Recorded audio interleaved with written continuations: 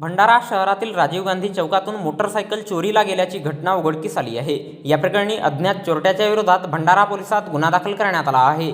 भंडारा शहरातील राजीव गांधी चौक येथे गौतम नारनवरे वय 39 वर्षे राहणार मुजबी हे दिनांक 8 सप्टेंबर 2024 रोजी दुपारी 12 वाजता दरम्यान आपल्या ताब्यातील पांढऱ्या रंगाची हिरो होंडा कंपनीची स्प्लेंडर मोटरसायकल क्रमांक MH36D0078 किंमत 15,000 रुपयांची मोटरसायकल राजीव गांधी चौक येथे पार्क करून दुकानात खरेदी करण्याकरिता गेले असता कोणीतरी अज्ञात चोरट्याने त्यांची मोटरसायकल चोरून नेली आहे, अशा फिर्यादी गौतम नारनवरे यांच्या तोंडी रिपोर्टवरून पोलीस स्टेशन भंडारा येथे दिनांक 17 सप्टेंबर 2024 रोज मंगळवारला गुन्हा दाखल करण्यात आला असून या घटनेचा पुढील तपास पोलीस हवालदार तुमाने हे करीत आहेत।